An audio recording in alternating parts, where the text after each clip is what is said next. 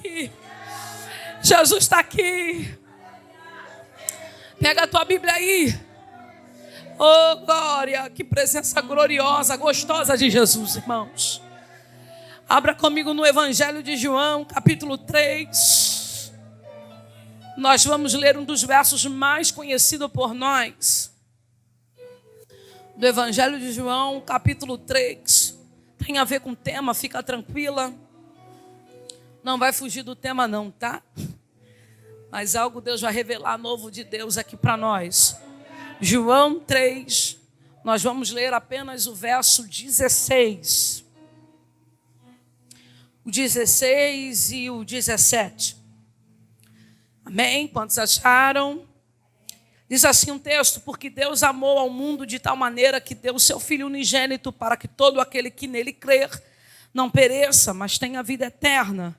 Porquanto Deus enviou o seu Filho ao mundo, não para que julgasse o mundo, mas para que o mundo fosse salvo por ele. Nós vamos ler o 18 também. Quem nele crê não é julgado, o que não crê já está julgado, porquanto não crê no nome do unigênito Filho de Deus. Coloque a mão sobre o teu coração.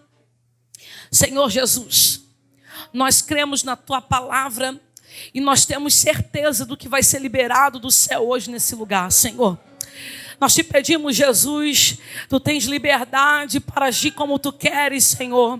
Ó Senhor, nos unge nessa noite, libera uma unção, libera um poder, libera a tua graça sobre este lugar, Senhor. Visitando, esquadriando a nossa alma, o nosso coração, os nossos pensamentos.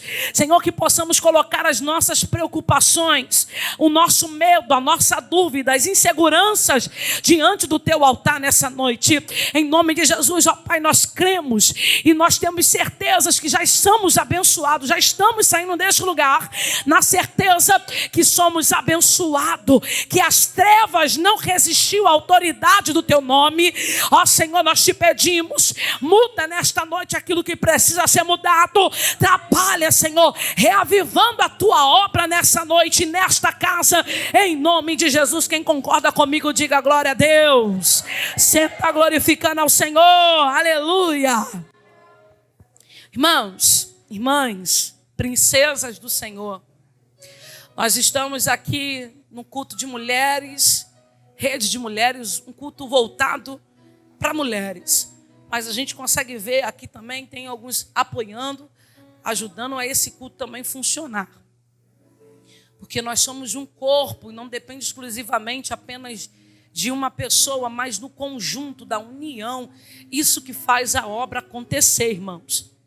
Nós lemos aqui o Evangelho de João, e esse é um dos evangelistas e um dos pregadores mais conhecido por nós, porque ele vai trazer algumas narrativas do Evangelho de forma diferente do que é apresentado nos outros. Quando nós lemos Mateus, Lucas e Marcos, nós vemos um texto parecido. Está mais voltado para a bibliografia de Jesus e voltado mais para a história e os acontecimentos, contando de forma mais pontual aquilo que havia acontecido com Jesus. Diferente de João, porque quando nós vamos ler acerca de Mateus, ele vai iniciar o seu evangelho apresentando a genealogia de Jesus. Ele começa a falar de Abraão, acerca da aliança, acerca do concerto de Deus com o homem. Aleluia, ele apresenta primeiro uma aliança, uma descendência, uma linhagem, primeiro a partir de Abraão.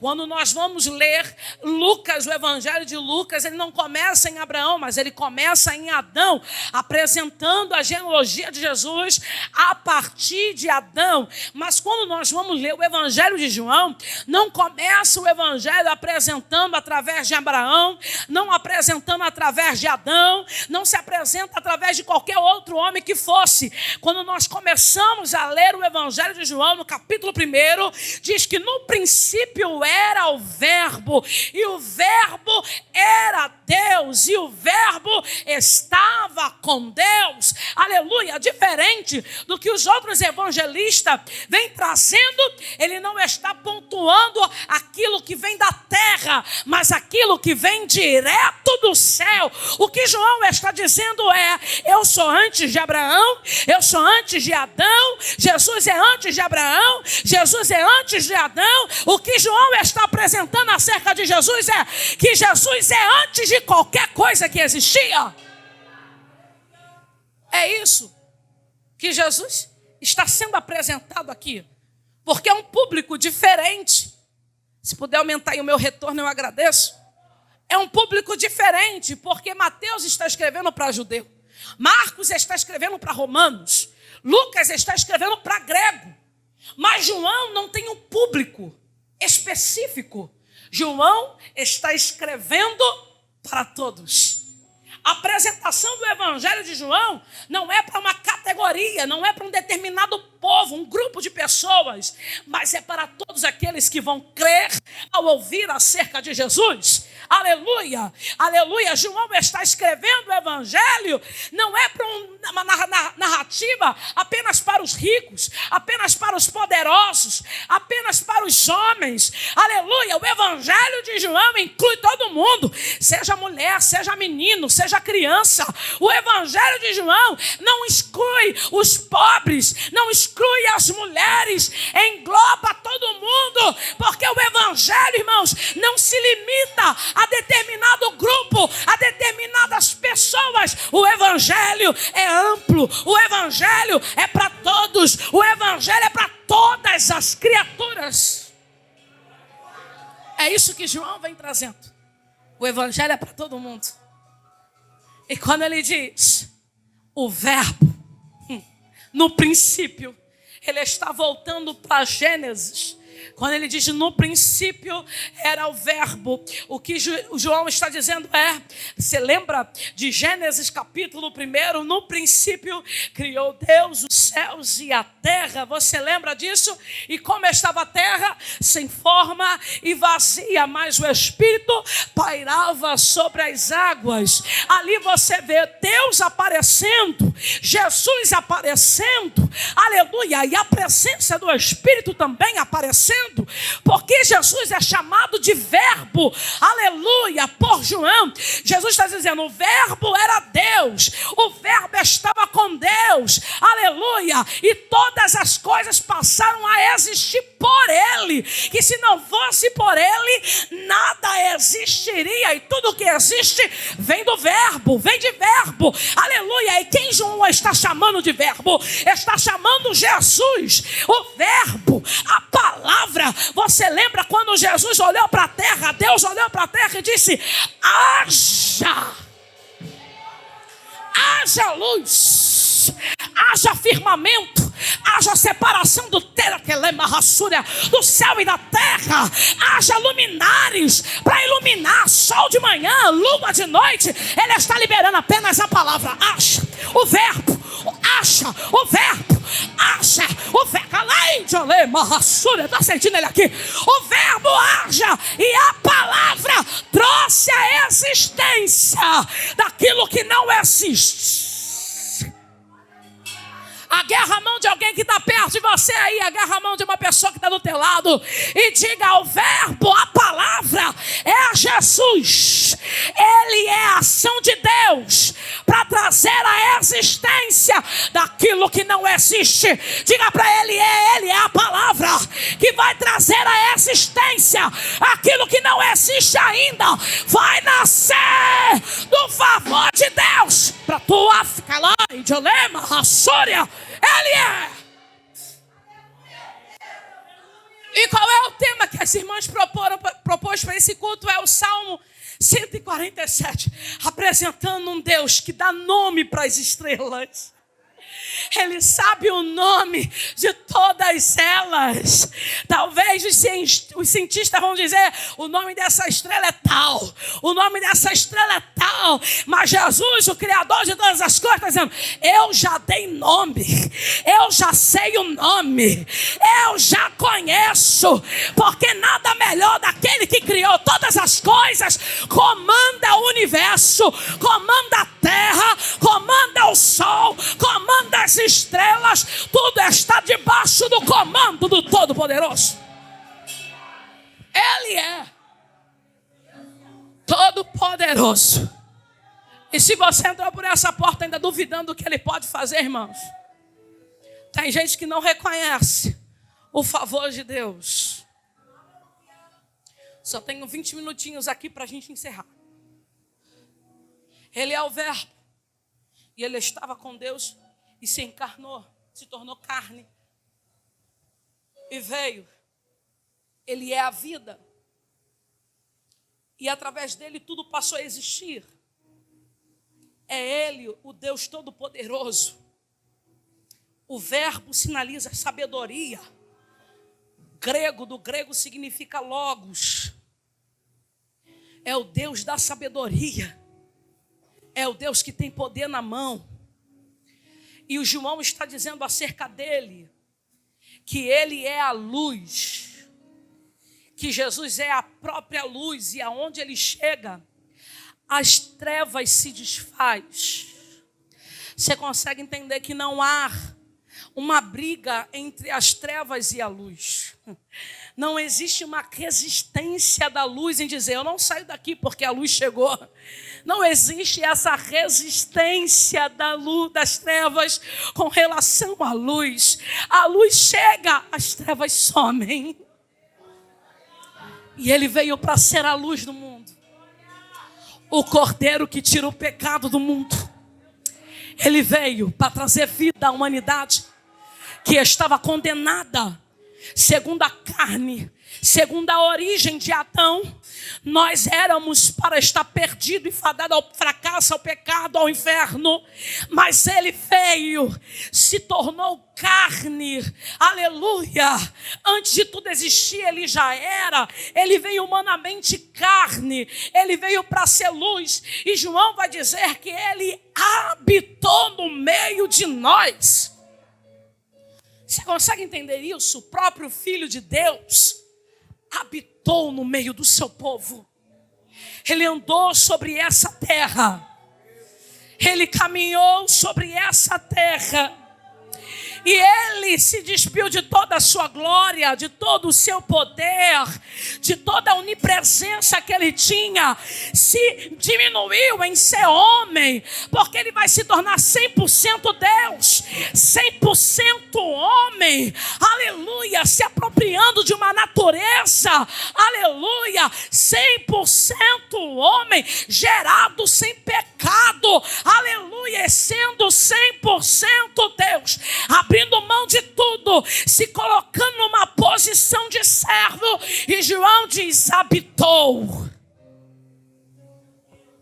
Ele se fez habitação no meio de nós. Qual era o acesso que nós tínhamos com Deus no tempo dos hebreus? Nossa irmã trouxe aqui, era o tabernáculo. Aquilo que fazia a ligação do homem com Deus dependia do tabernáculo, dependia de um lugar, dependia de uma habitação para andar com a presença de Deus. Logo depois foram construídos templos, aleluia, para que um homem tivesse acesso com Deus. Foi-se construído outro templo, depois que o primeiro é destruído, se levanta outro templo, aleluia, para quê? Depois que Salomão, aleluia, levanta o primeiro templo, conduzido pela ordenança de seu pai Davi, ele ora, o fogo pega no altar, consome tudo, aquele templo é destruído.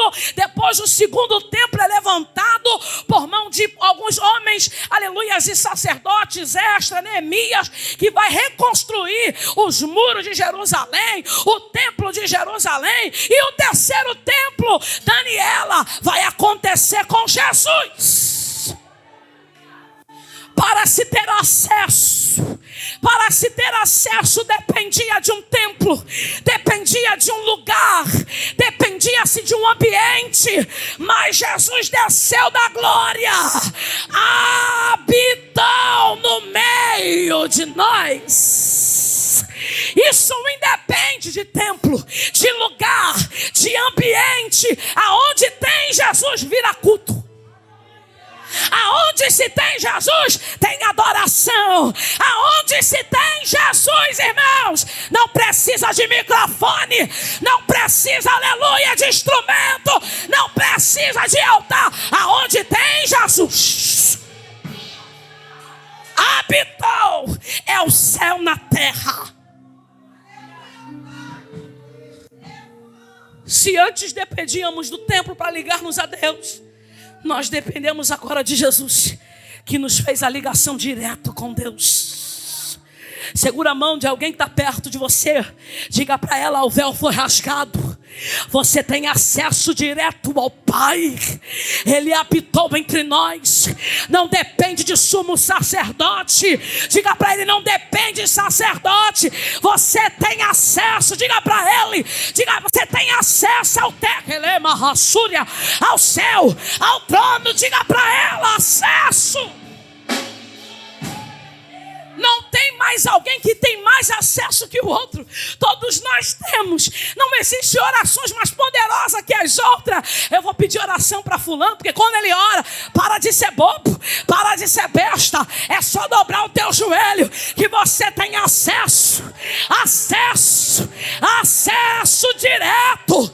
Você tem acesso direto ao trono de Deus. Salmo 147 diz que aos humildes Ele não deixa desamparado. Que o necessitado Ele não deixa desamparado. Que o pequeno, menor, Ele não desampara. Aquele que sofreu injustiça, aquele que ficou à mercê de uma determinada violência, Deus está dizendo: eu não te desamparei. Eu sou um Deus que não desampara o aflito, o necessitado. Eu cuido do pequeno, é Ele que vai cuidar. Ele não desampara. Oh, glória. Jesus não desampara. Ei. Ele fala sobre habitação. Habitou no meio de nós. E ele segue sendo pregado por João Batista, que logo se apresenta em João.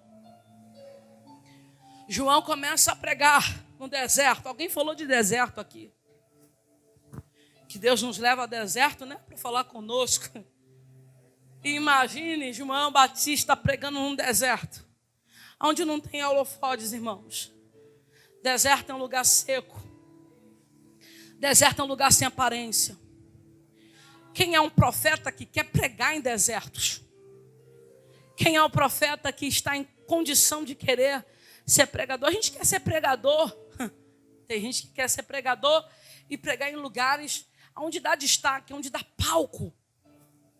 Mas João está pregando a mensagem de arrependimento no lugar que ninguém gostaria de ir. Mas os judeus da Galileia, de Samaria, Cafarnaum, aquelas redondezas ali, procura João no deserto. Ouve a mensagem no deserto e João está pregando: arrependei-vos dos vossos pecados. Sede batizado pelo batismo do arrependimento. Ele começa a pregar, cria-se discípulos que seguem a João. Seguidores que começam a seguir a João, porque João está pregando e ele tem um diferencial. Ele se veste como se fosse Elias. Ele é cingido, seu lombo é cingido. Ele se veste como Elias se vestia. Quem é esse que prega no deserto? Fariseu envia um dos homens a perguntar a João: quem tu és? Tu és o Messias? Tu és o profeta? Quem tu és, João? Tu és quem tu és? Quando pergunta, tu és o Messias? Não. Quando pergunta, tu és profeta? Sendo profeta, mesmo assim, ele diz, não. Quem tu és, João? Ele diz, eu sou a voz que clama no deserto. Vim para endireitar o caminho do Senhor. Eu vim primeiro, porque quando Maria encontra Isabel, ela já estava por 6 meses grávida. João nasce primeiro. Mas quando João vai pregar acerca de Jesus, eu vou pregar sobre aquele que nasceu antes de mim, já existe antes de mim. E eu vim para pregar sobre ele, para dizer: eu não sou Messias. Eu posso ser profeta, mas eu não digo que sou. Eu sou aquilo que falam de mim. Eu sou a voz que o profeta Isaías profetizou. Eu sou a voz que clama no deserto. Eu não estou preocupado em dizer quem eu sou. Eu não estou preocupado em dizer o que eu posso. Eu estou aqui para trazer a mensagem sobre ele. Mas tu és profeta? Não. Não me preocupo com cargo. Não me preocupo com função. Eu não me preocupo com cadeira. Eu não me preocupo com microfone. Eu não me preocupo. Sabe o que eu me preocupo? Em trazer, em ser a voz que fala sobre ele. Porque tem muitos irmãos que têm o cargo profeta. Se titula profeta, mas não age como tal. Tem gente por aí dizendo que é isso, que é aquilo, irmão. Mas não cumpre com aquilo que Deus estabeleceu para ser cumprido. Então João não está preocupado em ter, mas em ser. Ele não está preocupado em ter cargo. Ele está preocupado em ser aquele que vai ser instrumento de arrependimento. Isso independe de cargo. Eu quero ser a voz. Eu quero ser apenas a voz que vai trazer a mensagem da cruz, que vai trazer a mensagem de Jesus. Ei, Deus colocou no nosso coração mulheres aqui. Aleluia, porque Ele nos deu uma tarefa. E qual é a tarefa? Quando Jesus subiu, Ele disse: ide e pregai o evangelho a toda criatura. Isso não é função masculina. Isso não é uma atividade exclusiva dos homens. Deus levantou mulheres também para cumprir o ide da evangelização, o ide da pregação do evangelho a todos. É uma tarefa, é uma responsabilidade para quem é discípulo do Senhor. Diga para alguém que está perto de você, segura a mão dela e diga: a igreja é a continuidade daquilo que Jesus começou. Diga para ele: você tem que continuar aquilo que o Senhor já começou a pregar, levar o evangelho. É a cruz. Quem tu és? O que você pode dizer acerca de si? Quem tu és? João sai dali, o texto sai dali, Jesus aparece, é batizado por João. Os discípulos de João, que estavam seguindo, dizem assim: ó, precisa me seguir mais não. Ele já chegou, Jesus. Não sejam meus seguidores de João. Não sejam seguidores de João Batista. Seus seguidores deixam João e começam a seguir a quem? A Jesus. O discipulado, o treinamento até foi com João Batista, mas deu continuidade com Jesus, irmãos. Nós somos seguidores não de João Batista. Nós não somos seguidores de apóstolo Paulo. Nós não somos seguidores de Marco, de Lucas. Nós somos seguidores de Jesus. Nós somos aquele que segue a Jesus. Nós não estamos aqui para ser seguidores, irmãos, de algum profeta conhecido, ser atraído por profetas. Nós estamos aqui para ter seguidores, aqueles que seguem a Jesus. A nossa pastora que estava aqui falou algo da festa, do primeiro milagre que Jesus executa na Galileia. E Jesus está na festa com os seus discípulos. Você lembra, né? Antes de a gente chegar no capítulo 3. Jesus está lá na festa. E os seus discípulos. E no meio do culto, no meio da festa, do casamento, que a extensão do casamento era muito maior do que hoje. Hoje, um casamento já sai caro, né, irmão?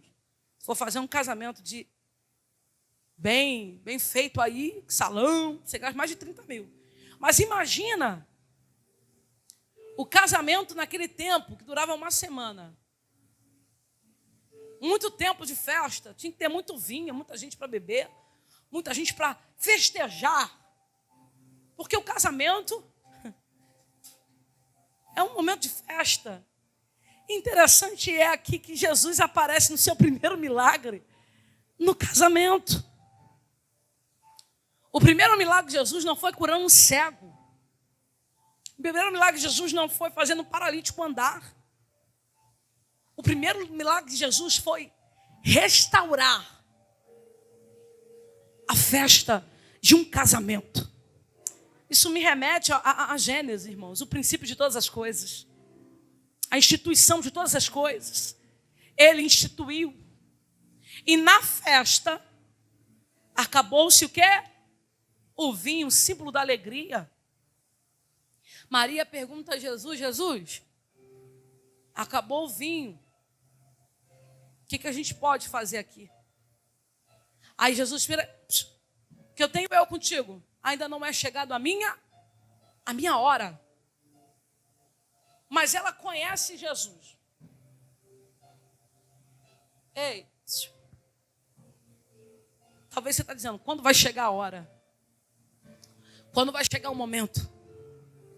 Quando a honra vai voltar?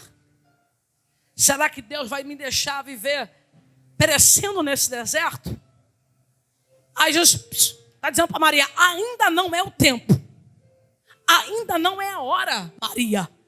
Porque eu não obedeço a voz de Maria. Eu obedeço a voz do Pai.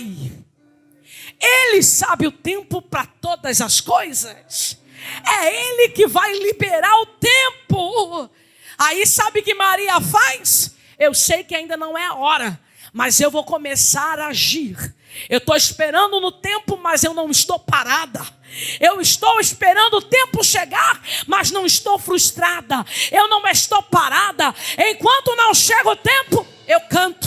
Enquanto o tempo não chega, eu adoro. Enquanto a hora de Deus fazer alguma coisa no meu casamento não acontece, eu adoro.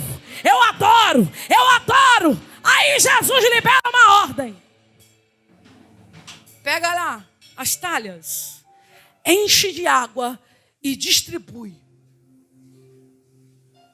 Milagre. Você está entendendo que Deus libera a ordem para te abençoar?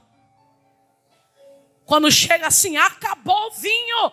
Você pode olhar as circunstâncias e está dizendo, acabou. Mas nem que Deus tenha que usar pessoas para te abençoar em volta. Ele reúne pessoas, vai buscar talha, vai buscar água. E o milagre sou eu que vou fazer. Segura a mão de alguém que está perto de você e diga, tem pessoas que podem orar por você, pode apoiar você, mas o milagre só Jesus pode fazer. Diga, se prepare que nessa noite Jesus está fazendo o milagre acontecer. A transformação de Deus vai chegar. Haverá milagres em lugares que você olhou e disse, acabou. Está chegando o milagre. Está chegando o milagre. Chegamos aqui em João 3, que a gente leu, irmãos. Um tal de Nicodemos procura Jesus e quer falar com Jesus. Mas quando ele procura Jesus, ele procura à noite, escondido. Porque quando nós lemos João 3,16, está dentro de um contexto, dentro de uma narrativa de João. E ele está ali, Nicodemos, um dos fariseus que procura Jesus durante a noite para não ser visto. Estou terminando para ficar caminhando para o final. E Jesus é procurado, mas Nicodemos não quer ser visto porque ele tem uma posição elevada, é um fariseu. Tem posse, tem riqueza, muito conhecido. Imagine só. O povo olhando Nicodemos conversar com Jesus. Um dos fariseus, um dos que faziam parte do grupo do Sinédrio, dos 70 homens mais relevante de fariseus naquele tempo. E ele procura Jesus E ele chama assim, mestre. E Jesus não se impressiona muito com isso, porque tem pessoas que se aproximam de Jesus com o coração, com os lábios, que confessam a Ele, mas que o coração está longe. Os lábios até adoram, mas o coração anda distante. Há uma vida distante de Deus. Há um convívio de vida, de relacionamento com Deus, longe de Deus. Eu vou no culto, eu adoro. Tem consagração, eu estou. Tem um culto de terça-feira à noite? Tem a rede de mulheres, eu estou. Eu até me envolvo no culto. Mas o meu relacionamento pessoal com Deus anda longe. Anda distante. Aí Nicodemos espera ouvir uma palavra de agrado de Jesus. Jesus, convém você nascer de novo. Que mensagem é essa? Convém eu nascer de novo? E Jesus diz, tu és mestre e aqui não sabe do que eu falo. E Jesus replica a ele e diz, tu não sabe do que eu estou falando? Aí ele, como mestre, não entendo, será que vai ter que nascer de novo? Voltar ao ventre da minha mãe e nascer de novo? Você consegue entender que pode ser mestre, pode ser talentoso, mas se não vir do alto, irmãos, não adianta. Adorador depende do alto. Pregador depende do alto. Adorador depende do alto. O que eu falo, tu não entendes. Porque ainda Nicodemos estava na carne, gerado ainda na carne. Mas qual é a conversa de Jesus? Você precisa ser gerado pelo Espírito. Qual é o assunto que Jesus está trazendo para Nicodemos? Da carne você já foi gerado, da sua mãe. Da carne você foi gerado. Agora você precisa ser gerado pelo Espírito. O nascer de novo, Nicodemos. É dentro desse texto aqui. Ele está dizendo, como é que vai ser isso? Não depende de você. Depende do Espírito Santo. Não depende de você, Nicodemos. Depende da palavra. É ser gerado pela palavra. É ser gerado pelo Espírito. E Jesus dá sequência e fala para ele, a serpente foi levantada no deserto. Assim como a serpente no deserto foi levantada, assim também será o Filho do Homem, que será levantado para que haja salvação. Se coloque sobre teus pés, eu vou explicar isso aqui rapidinho. O que Jesus está trazendo com isso? Você lembra no deserto? Quando o povo começa a murmurar, a reclamar. E olha-se para quem? E começa a reclamar até de Moisés, murmurando contra Moisés. Aí o Senhor levanta serpentes para morder, para picar. E o veneno matou pessoas no deserto. Aí o Senhor, por misericórdia, dá ordem a Moisés, dizendo, levanta uma serpente no madeiro de bronze. Que quando o povo for picado pela serpente, vai olhar para a serpente de bronze e não vai morrer. É um meio que de salvação no deserto. E o que Jesus está dizendo? Assim como esta serpente foi levantada para ser salvação, assim também será o Filho do Homem. O que Jesus está dizendo é, peraí, Jesus está dizendo que é serpente? Não, irmãos. Jesus está dizendo, eu me coloquei na condição de pecador. Eu me coloquei numa condição de maldição. Eu me coloquei numa condição de pecador. Para quê? Para livrar quem foi picado pela serpente. Para salvar quem foi picado pela serpente. E ele está dizendo, porque Deus amou o mundo de tal maneira que ele deu o seu Filho unigênito para salvar. É a serpente levantada no madeiro para salvar. Ele é macandiolema rassúria.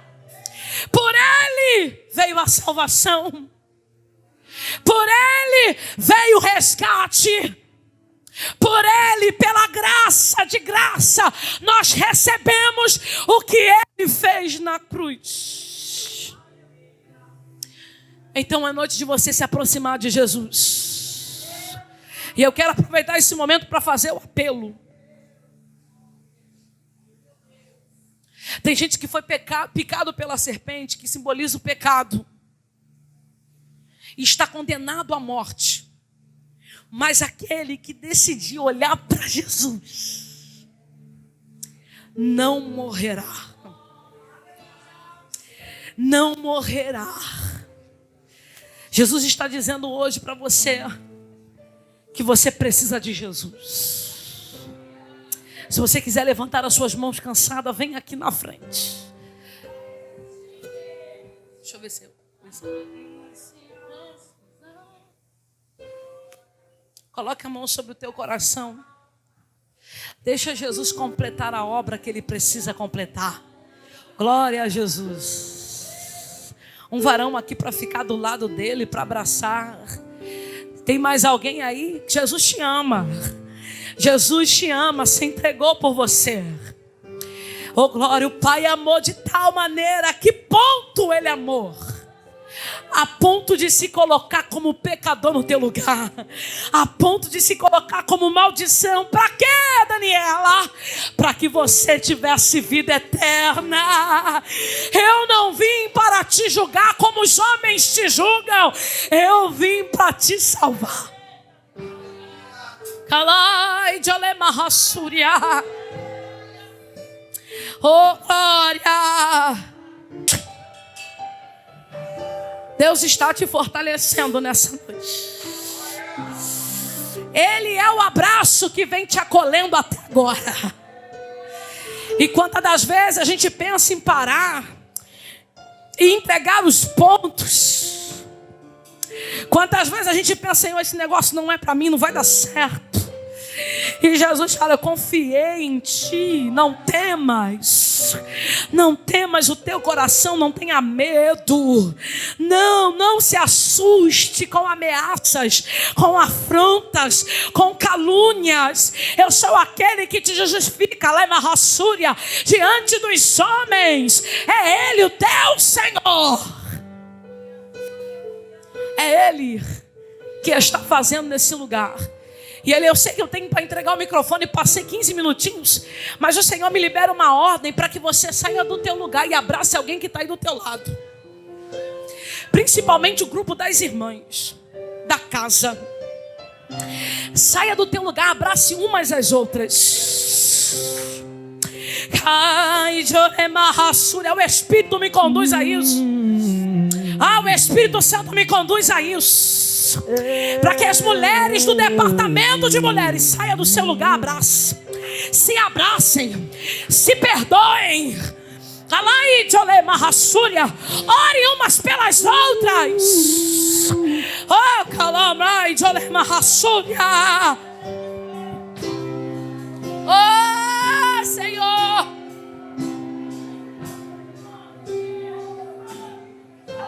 Temer porque se eu estou guardado por quem nunca perdeu batalhas, seu nome é Jeová Jireh. Tá tendo cura. Prover de novo. Ele passa no meio de nós aqui com cura. Eu creio em ti.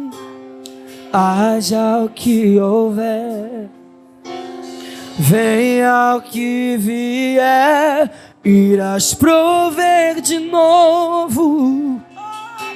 Eu creio em ti. Eu não vivo do que vejo, Vivo do que creio, irás prover de novo. Eu creio em ti. Aleluia. Eu creio em ti.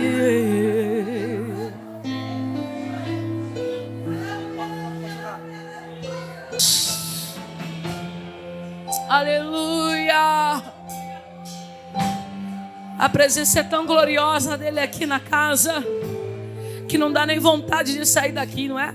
Como Jesus está, irmãos. Você não precisa forçar o ambiente. É natural.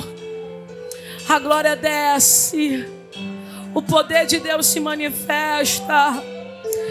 Deus está colocando na mão das mulheres dessa casa autoridade. Deus está colocando na mão dessas mulheres autoridade para entrar em lares, orarem por famílias. Tem gente aqui que sente saudade dessa obra. Tem gente que tem saudade desse ministério. Mas Ele está trazendo de volta, avivando a fé de muitas aqui. Se lança na obra com compromisso e responsabilidade, porque ainda há uma recompensa e coroa eterna. Eita, ele está querendo rassúria. Você pode aplaudir a Jesus com força? Oh, aleluia. Eu quero agradecer ao pastor Carlos, às irmãs da casa. Peço perdão à irmã, a dirigente. Me pediu para ir até um determinado horário. Sem querer passei. Me perdoa.